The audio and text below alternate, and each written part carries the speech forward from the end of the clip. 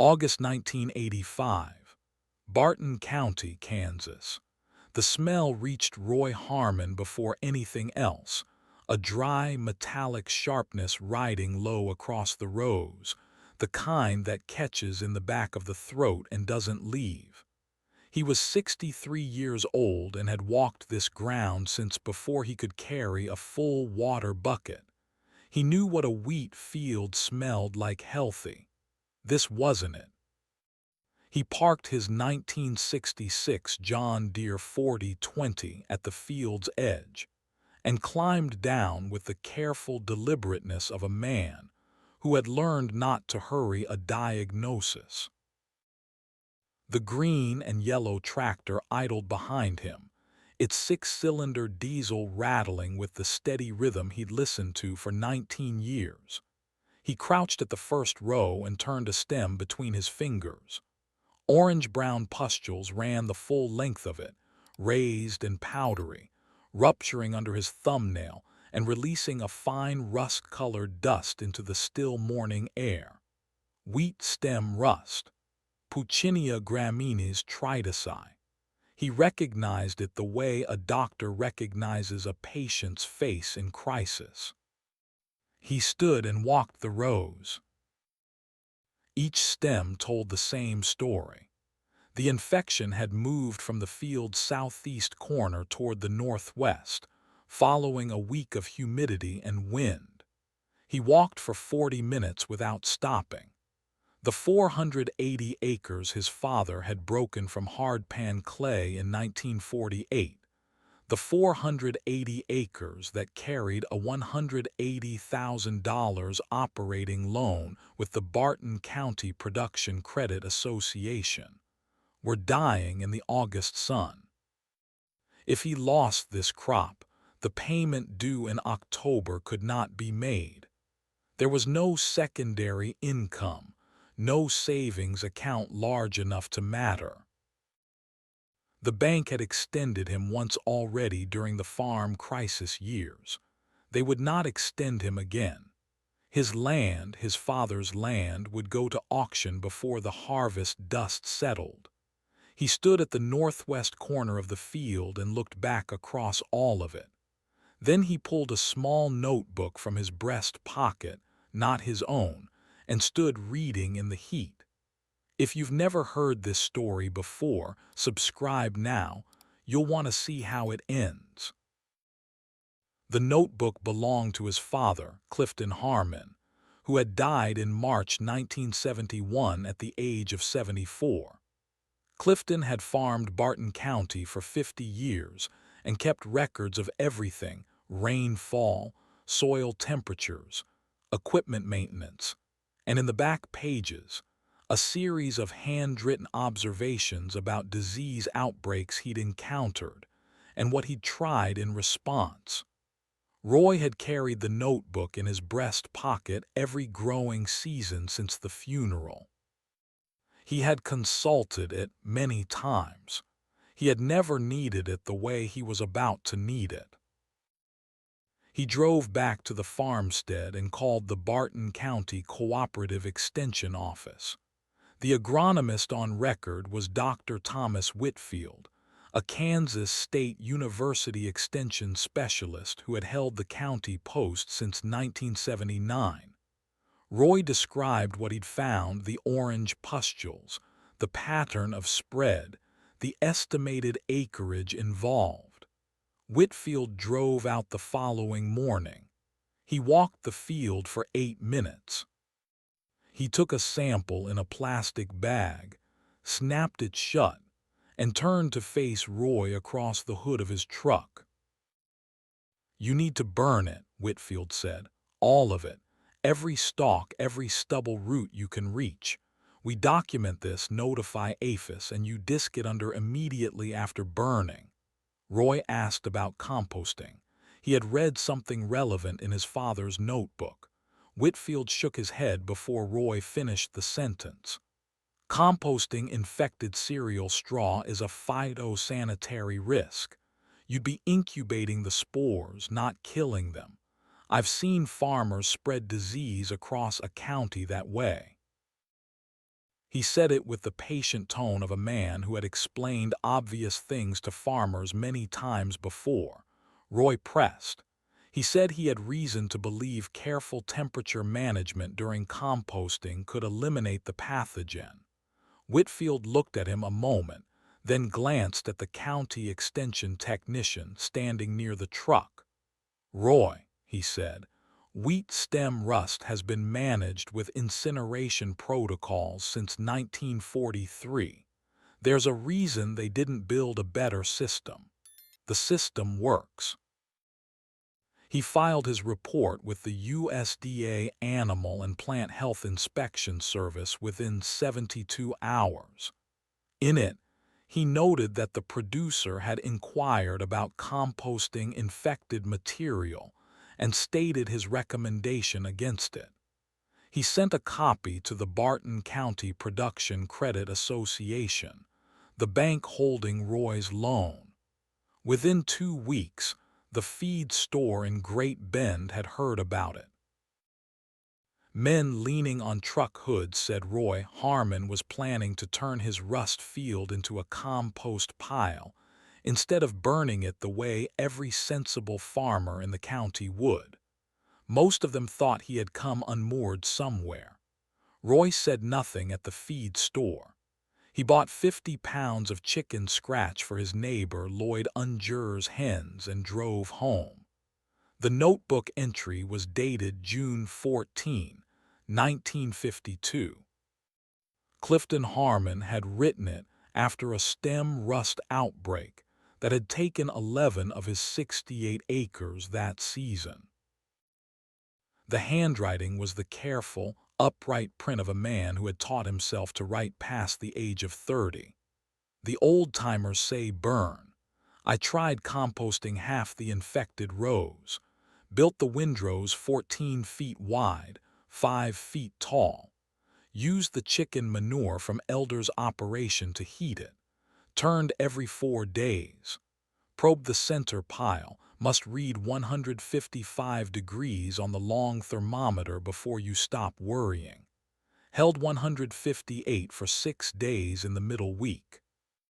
When I spread that compost in October and planted the same ground in winter wheat, no reinfection. Yield the following harvest was better than the uninfected ground on the north field. I think the rust took the weak plants and the compost fed the strong ones. Don't burn what you can turn into something. 33 years separated that entry from the August morning Roy stood in his dying field. His father had written it in pencil on lined paper, and Roy had read it before, years earlier, without having reason to act on it. Now he had 480 acres of reason. He understood the underlying principle, though he had never heard it stated at an extension meeting or in a county newsletter. Thermophilic composting, the hot, active decomposition that develops when carbon and nitrogen materials are stacked in the correct ratio and managed with precision, generates sustained internal temperatures between 131 and 160 degrees Fahrenheit. Puccinia uridiniospores, the infectious particles of wheat stem rust, die at temperatures above 122 degrees Fahrenheit when that temperature holds for more than 72 consecutive hours. The heat required to kill the pathogen was not extraordinary. It was ordinary composting, executed correctly. The Extension Office believed composting infected material was dangerous because most farmers composted carelessly. Cool, slow, anaerobic piles that preserved rather than destroyed whatever they contained. The critical variable was not the act of composting. It was the temperature. Clifton Harmon had discovered this not from a textbook but from the ground 33 years before his son had need of it. Roy drove to the Unger farm that same afternoon. Lloyd Unger ran 400 laying hens in a long cedar shed off the county road. Roy asked if he could buy the hen house cleanings, the accumulated litter of straw and manure, for the rest of the summer. Lloyd said he'd give them free if Roy hauled them himself. Roy shook his hand and said that would be fine.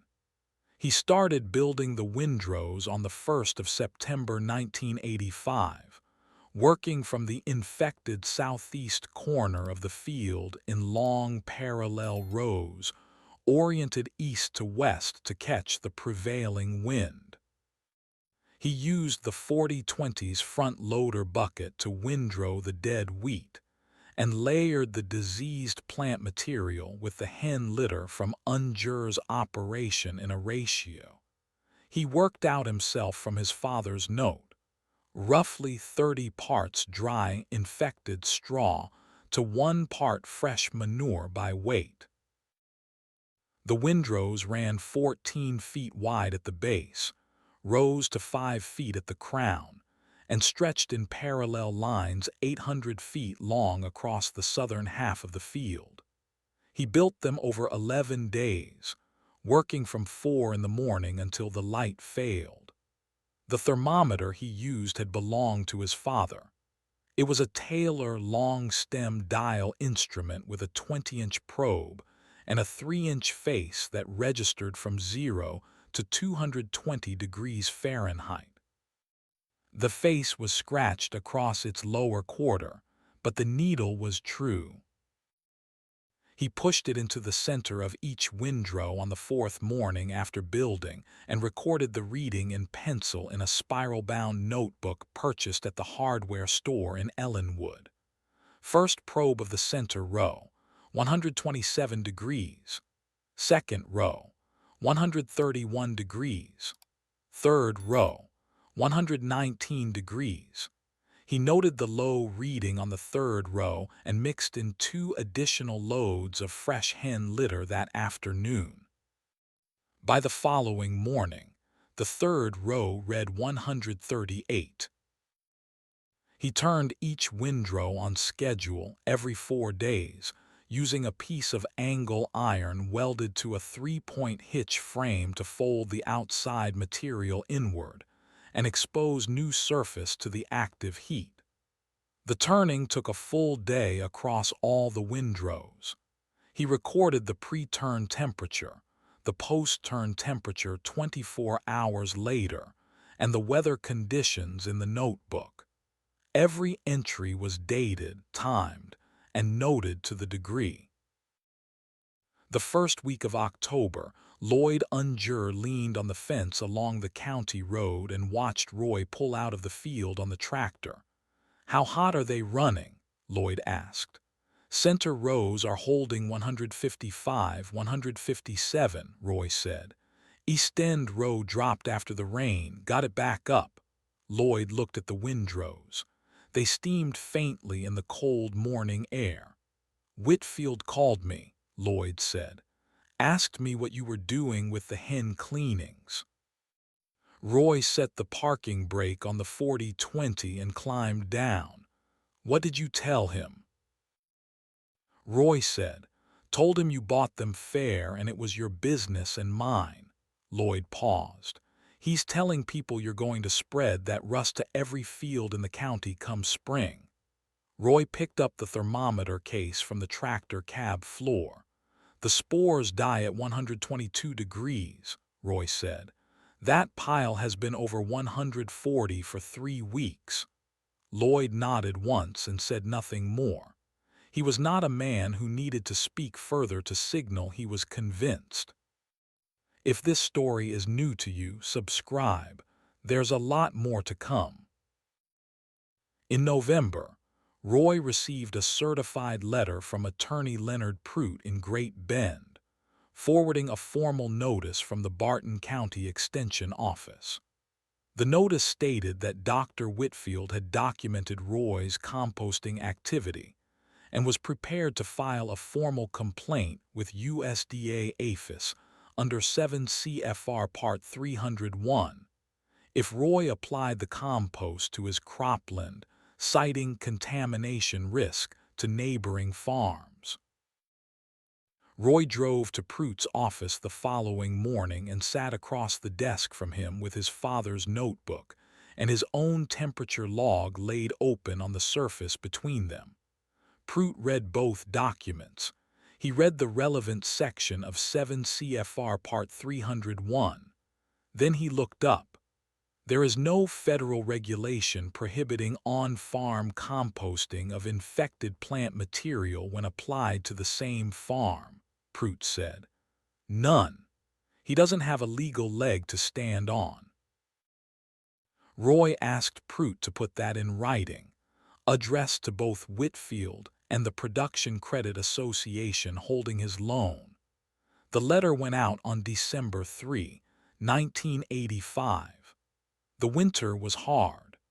Barton County recorded 11 days below 0 Fahrenheit between December and February, and Roy drove out to the windrows twice a week regardless of weather to probe the centers and record temperatures. The piles had entered their slower-curing phase by December. Internal temperatures had dropped from the active range of 150+ down to the mid-60s. He covered the windrow surfaces with a thin layer of dry straw to insulate the curing material against the worst cold. In February, he probed a random section of each windrow: 61 degrees, 64, 58, 66. The material in the center had converted to a dark, crumbling humus that smelled of earth and old wood, not of rust, not of chemical treatment, not of the metallic decay that had saturated the field in August. In March 1986, Roy's neighbor Pete Schieffer flagged him down on Route 156. "You still planning to spread that pile in your south fields?" Pete said through his truck window. "April," Roy said. Pete looked at him across the road. "There are people saying if your wheat comes up with rust again this summer, you should be held liable for spreading it to their ground." Roy said, "There are people saying a lot of things." He drove on. He did not stop to argue because there was nothing to argue about. The temperature log in his notebook had already answered every objection. The only thing left was to plant the wheat and let the ground respond. He spread the finished compost across all 480 acres in the first 2 weeks of April 1986, using a New Holland 195 manure spreader pulled behind the 4020, working each row twice to achieve even distribution. He turned the compost into the top 6 inches of soil with a 5-bottom moldboard plow. The soil, compacted from years of conventional tilling, stripped of organic matter by decades of synthetic fertilizer dependency, absorbed the material visibly. He could see the difference in color. The spread ground ran dark, almost charcoal, against the pale tan of the unworked field edges. He planted a hard red winter wheat variety designated Ks 82 in the last week of April. The seeding rate was 90 pounds per acre. He worked the field from first light until he could no longer see the rows, then went inside and wrote the planting date and the soil temperature at 4 inches, 54 degrees Fahrenheit, in the notebook. Then he waited. By late May, the crop showed at the soil surface in clean, even rows across all 480 acres. He walked the rows each morning before breakfast, crouching at intervals, pulling a stem carefully and examining the crown and lower nodes with the same 2-finger pinch his father had used. The stems came up clean. The color was strong, not the pale green of stressed emergence, but a deep, saturated green that pressed back against the pressure of his thumbnail. He did not tell anyone about the color. He recorded the growth stage and a brief note in the spiral notebook: emergence uniform, color excellent, no visible pathogen indicators, and drove back to the farmstead to make coffee. In the third week of June 1986, the county received 4 straight days of rain and southeast winds. The conditions were nearly identical to those that had triggered the 1985 outbreak. Roy drove to the field at 5 in the morning on the fourth wet day, when humidity had laid fog in the low ground, and crouched at the rows in the gray pre-dawn light. He turned stems for 40 minutes in the half-dark, moving across the field in the systematic grid he'd used since his first season alone on this land. He found 2 infected plants, 2 stems, out of 480 acres. He pulled both from the ground, sealed them in the plastic bag he carried in his breast pocket, and stood in the wet field for a long moment. Then he carried them back to the truck and drove to the house.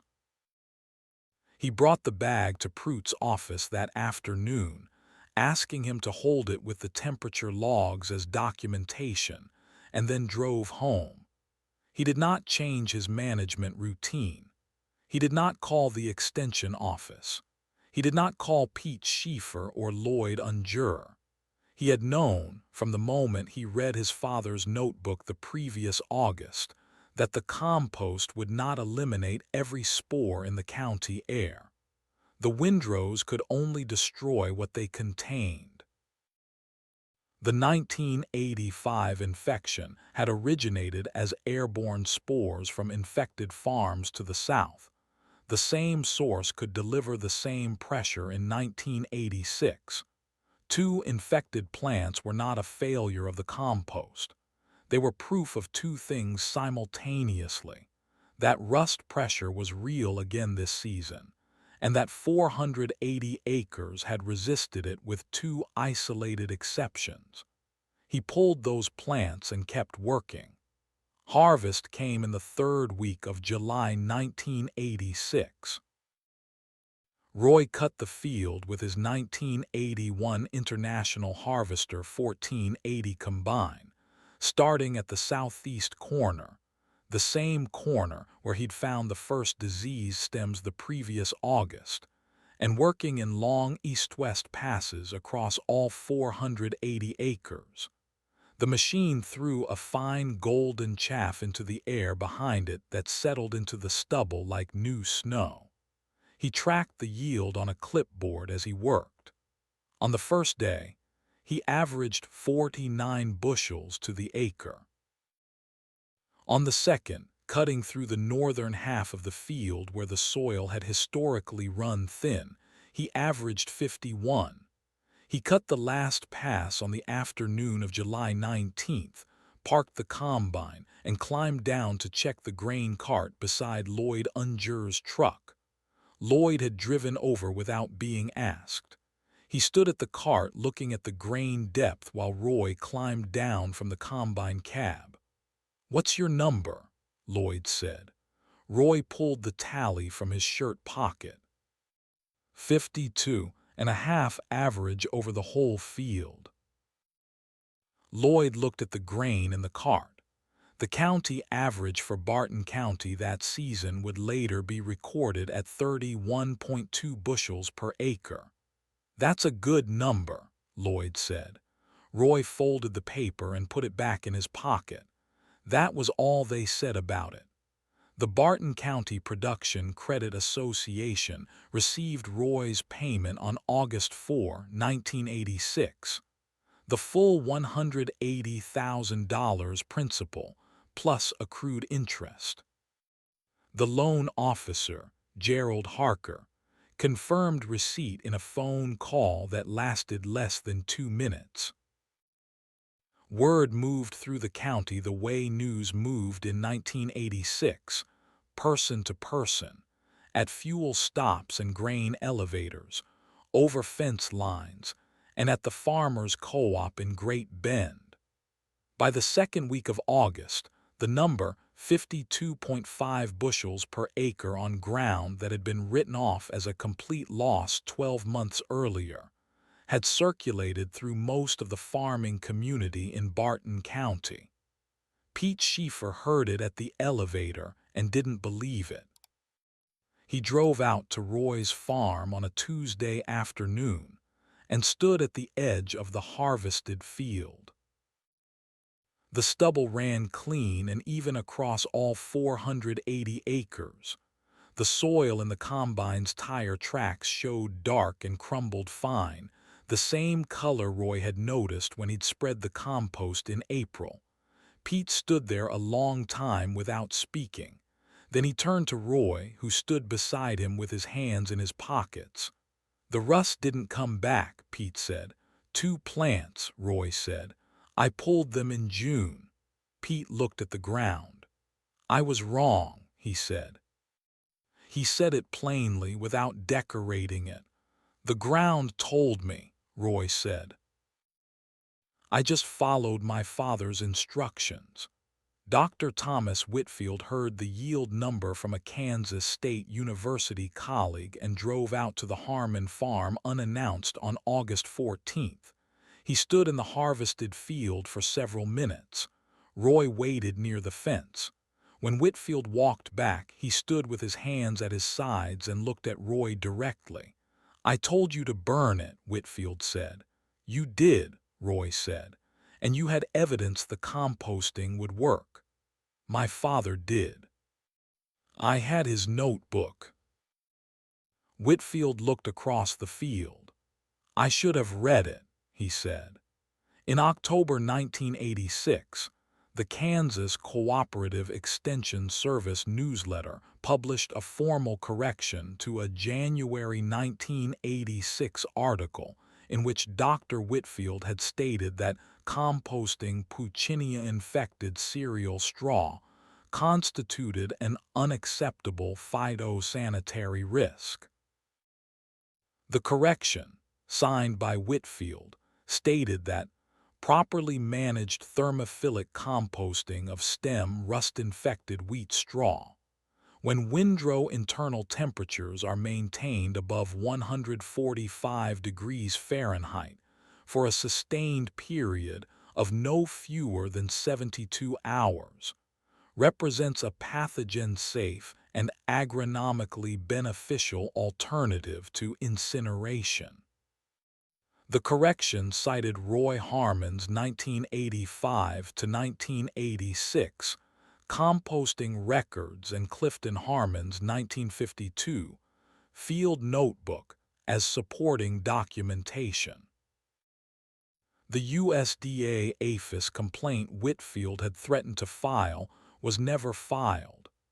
Leonard Prout documented this formally in his case record and closed the file.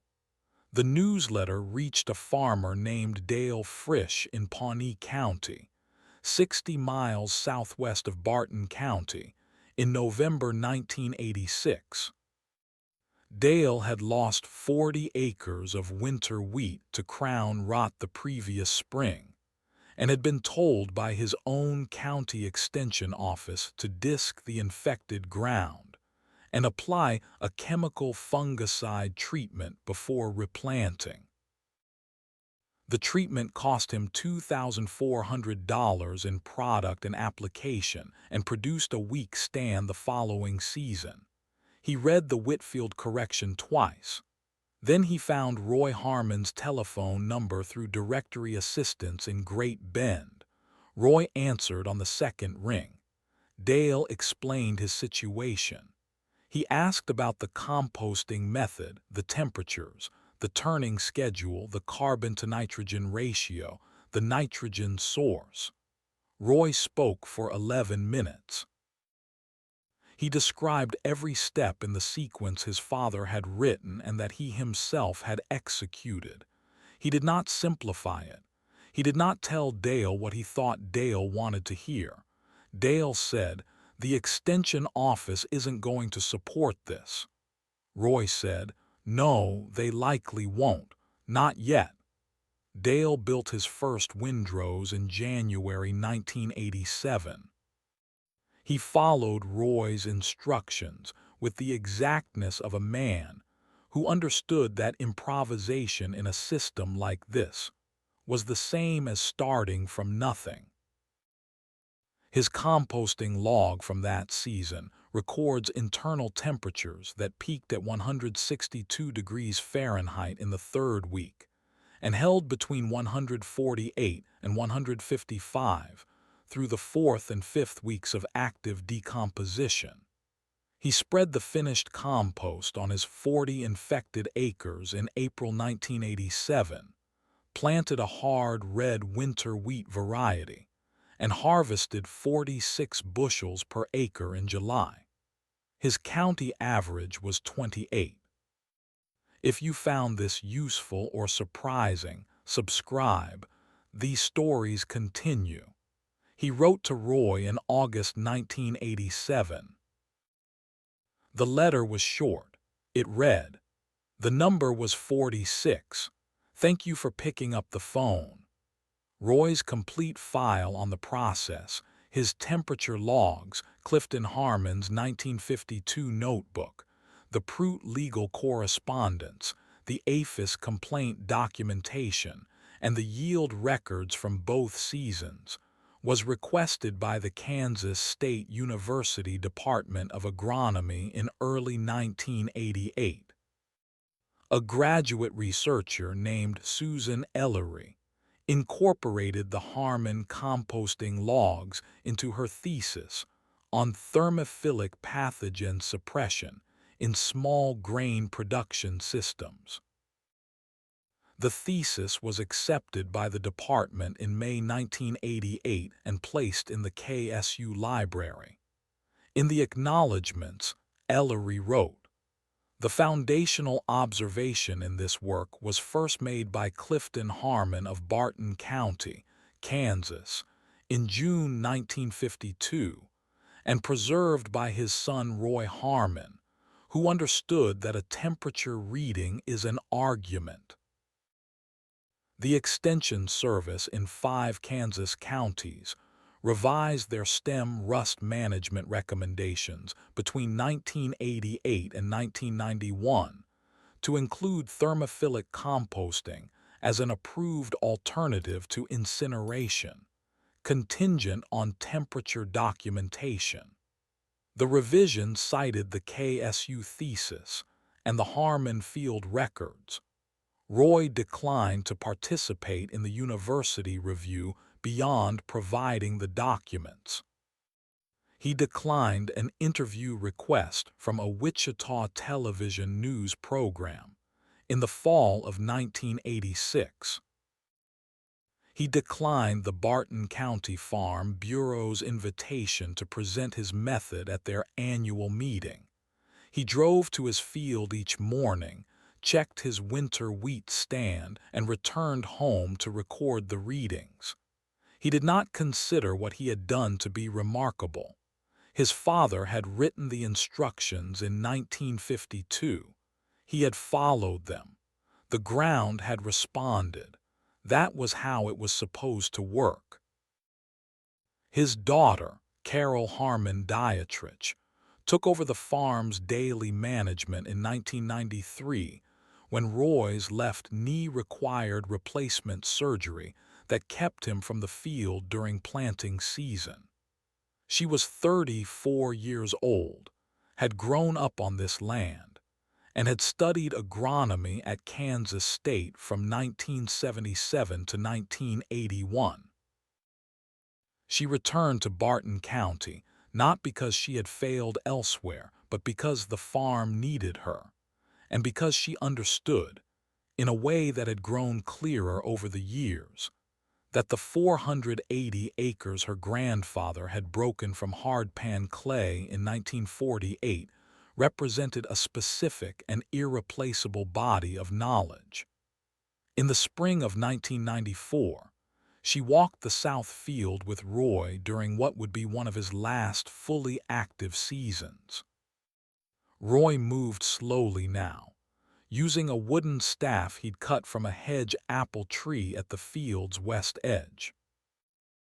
He stopped at intervals the way he always had, crouching to examine the soil surface, pressing 2 fingers into the ground and bringing them up to test moisture and composition. Carol asked about the windrow composting practice, whether it was still worth the labor given that modern fungicide treatments had become more effective and far less physically demanding. Roy stood up from his crouch. He looked across the south field, the same ground where the 1985 rust had run. "The fungicide treats the symptom," he said. "The compost repairs the ground that lets the symptom get started." Carol asked what he meant. "Healthy soil resists disease pressure," Roy said. "Not perfectly. Nothing is perfect. But soil with organic matter and active biology resists. The rust came back with 2 plants in 1986 on 480 acres. The year before, it took the whole field. The difference was in the ground, not in the spray." Carol maintained the composting practice as part of the farm's annual rotation, not every year, but in any season following significant disease pressure or after a crop failure of any kind. She kept the temperature log in the same format Roy had used: date, time, windrow number, probe depth, temperature in degrees Fahrenheit. She purchased a new thermometer in 1997 when the needle on Roy's tailor began to stick. She kept Roy's thermometer on the shelf in the machine shed above the maintenance log for the 4020. The 1966 John Deere 4020 was still in service in 2001. Carol had it professionally rebuilt in 1998. New sleeves, new pistons, new timing gear, at Millard's Implement in Great Bend at a cost of $4,800. She recorded the date and cost in the maintenance log, which Roy had started in 1971, and which ran to 3 spiral notebooks by that point. The log recorded every oil change, filter replacement, and mechanical repair the tractor had undergone across 35 years. Every entry was in either Roy's hand or Carol's. She explained to her youngest son Thomas, when he was 12 years old, why she kept a tractor that was older than she was when newer machines were readily available. "Because it works," she said. Thomas accepted this and moved on to other questions, but he was the kind of boy who filed certain answers away without discarding them. Roy Harmon died in February 2004 at the age of 81. He had farmed Barton County for 58 years. He left Carol the land, the equipment, the maintenance logs, and Clifton Harmon's original notebook, pencil on lined paper, with the June 1952 entry still fully legible at the top of the page. She framed it and hung it in the machine shed, above the shelf where Roy's old thermometer stood. The South Field in Barton County, Kansas, still carries what Roy Harmon built there between the fall of 1985 and the summer of 1986. The ground runs darker than the county average, measurably so, in organic matter percentage, in water retention, in biological activity per gram of topsoil. These are not abstract qualities. They show up each spring in the color of the emergence, in the evenness of the stand, in the resistance of the crop to weather pressure that claims other fields in wet years and dry ones alike. The 1966 John Deere 4020 still stands in the machine shed. Its paint has faded from the original deep green to a paler, more complex color that registers differently in morning light than it does at midday. The maintenance log on the shelf beside it runs 4 notebooks now. Carol added a 4th in 2006. Roy's Taylor thermometer with the scratched face and the 20-inch probe stands above it on the same shelf, no longer used but not discarded. Clifton Harmon's notebook is still in the frame above the shelf. The entry from June 14, 1952 reads the same as it always has. Don't burn what you can turn into something.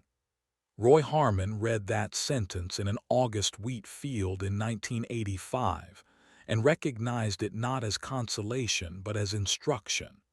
He followed it precisely, across 2 seasons and 480 acres of dead, diseased ground. The harvest that came up from that ground the following summer was not a miracle and not luck. It was the result of a specific temperature, maintained across a specific number of days, applied to a body of knowledge that had waited 33 years for someone to need it badly enough to act on it. The knowledge did not save the field because it was extraordinary. It saved the field because someone wrote it down, someone kept it, and someone understood that the distance between what an institution tells you and what the ground can actually do is sometimes measured in degrees Fahrenheit. If this story reached you the way it reaches people who work the land, subscribe and share it with someone who would understand why it matters.